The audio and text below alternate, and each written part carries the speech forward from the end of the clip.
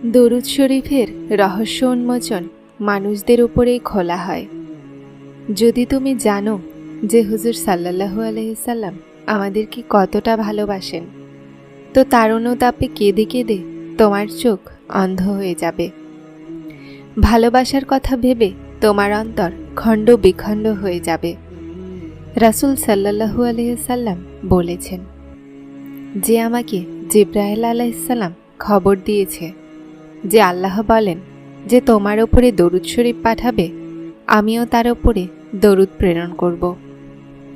আর যে তোমার ওপরে সালাম পাঠাবে, আমিও তার প্রতি সালাম পাঠাবো।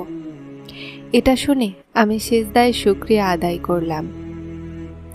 দরুদ শরীফ আপনি পড়েন না, বরং পড়ার জন্য নির্বাচিত হন। হযরত মুহাম্মদ মুস্তাফা সাল্লাল্লাহু আলাইহি সাল্লাম বলেন, আমার ওপরে দরুদ শরীফ পড়ে তোমার নিজের রাস্তা আলোকিত করো, কারণ আমার ওপরে দরুদ শরীফ পাঠ করার কারণে কিয়ামতের দিন তোমার জন্য নূর হয়ে যাবে। নেকি কম পড়েছিল আমল নামায়, একবার যে প্রেরণ করলো দরুদ, কাজ হয়ে গেল। যেমন দোয়া ভাষা নয়, বরং কৈফিয়তের নাম। এভাবেই দরুদ আর সালামও ওয়াক্তে প্রয়োজন নয়, বরং ভালোবাসার অপর নাম। দোয়া আসমান আর জমিনের মধ্যে ঝুলে থাকে, ওপরে যেতে পারে না, যতক্ষণ না নবীজি সাল্লাল্লাহু আলাইহি সাল্লামের উপরে দরুদ না পাঠানো হয়। বৃহস্পতিবার দিবাগত রাত হতে জুম্মার দিন আসর এবং মাগরিবের আগ মুহূর্ত পর্যন্ত নবী সাল্লাল্লাহু আলাইহি সাল্লামের ওপর বেশি বেশি দরুদ পেশ করুন। জানো দরুদ কি? দরুদ শরীফ সেই জিকির যা জমিনে করা হয় আর আরশের ওপর থেকে শোনা যায়। এই জিকির আল্লাহ তাআলার সুন্নাত আর ফেরেশতাদের ইবাদত। দরুদ শরীফ সবচেয়ে শ্রেষ্ঠ আর উত্তম জিকির, যা আল্লাহ তাআলার কাছে পৌঁছে দেয়। হতভাগা তো সেই যে নবী সাল্লাল্লাহু আলাইহি সাল্লামের নাম শুনল কিন্তু তার ওপরে দরুদ পেশ না করল। দরুদ শরীফ সেই ইবাদত যা কবুল হবেই। নবীজি সাল্লাল্লাহু আলাইহি সাল্লাম বলেন, যার সামনে আমার জিকির হলো আর সে আমার ওপরে দরুদে পাক পড়তে ভুলে গেল, তো সে জান্নাতের রাস্তা ভুলে গেল।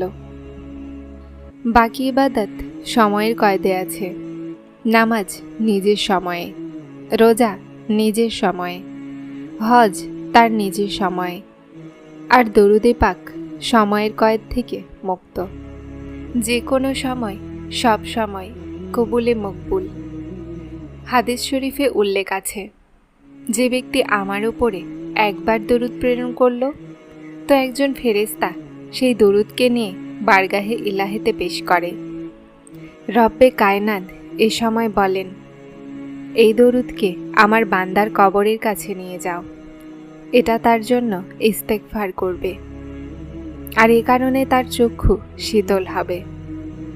নবীজি সাল্লাল্লাহু আলাইহি সাল্লামের প্রতি দরুদ পাঠের ফজিলত দরুদ প্রেরণকারীর দিকে ফিরে যায়, কেননা তার দরুদ পড়া এই কথার প্রমাণ যে দরুদ শরীফ পাঠকারীর আকীদা পরিষ্কার থাকে, আর তার নিয়ত পাক থাকে, আর তার অন্তরে নবীজি সাল্লাল্লাহু আলাইহি সাল্লামের জন্য ভালোবাসা আছে, আর তার জন্য আল্লাহ তাআলার তরফ থেকে নেকির জন্য সাহায্য আসবে।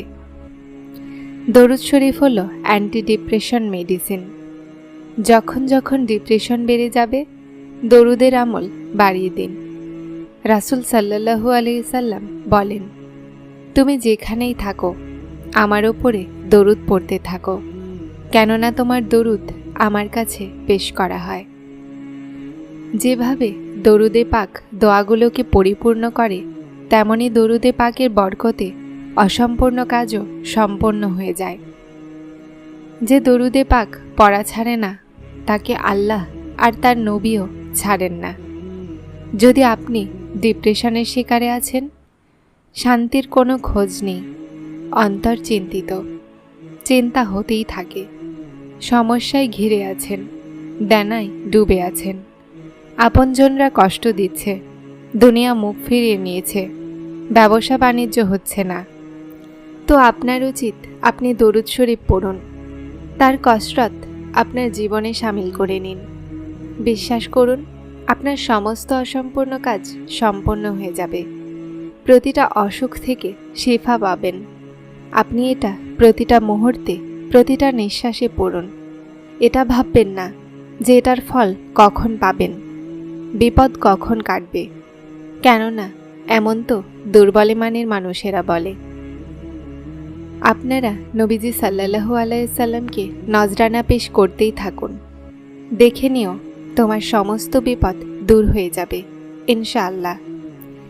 রাসূল সাল্লাল্লাহু আলাইহি সাল্লাম ইরশাদ করেন, যে ব্যক্তি আমার উপরে দরুদ শরীফ পড়তে ভুলে গেল, সে জান্নাতের রাস্তা ভুলে গেল। দরুদ শরীফ পড়াতে ব্যক্তি এমন উচ্চ মাকাম হাসিল করতে পারে যার ধারণা এই দুনিয়ার কেউ করতে পারবে না।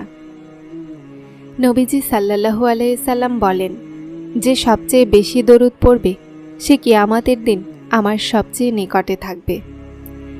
এর চেয়ে বেশি কি নিয়ামত হতে পারে যে আমরা মেহবুবে খোদা হজরত মুহাম্মদ সাল্লাল্লাহু আলাইহি সাল্লামের সাথে থাকব। দরুদ শরীফ নীরব রহমতের উসিলা, আর দরুদ শরীফ পড়লে তার ওপরে রহমতের বৃষ্টি হয়। আর দরুদ শরীফ পড়ার নিয়ম হলো, আপনি এমন কল্পনা করে দরুদ শরীফ পাঠ করুন যে একটা মাহফিলে বসে নবীজি সাল্লাল্লাহু আলাইহি সাল্লাম আপনার দরুদ পাঠ করা শুনছেন আর হাসছেন। দাঁড়িয়ে অথবা বসে দরুদ শরীফ পাঠ করুন আর ভাবুন নবীজির দৃষ্টি আপনার দিকে আছে। যার আমিন ফেরেশতাদের আমিনের সাথে মিলে যায়, তার মাগফিরাত হয়ে যায়।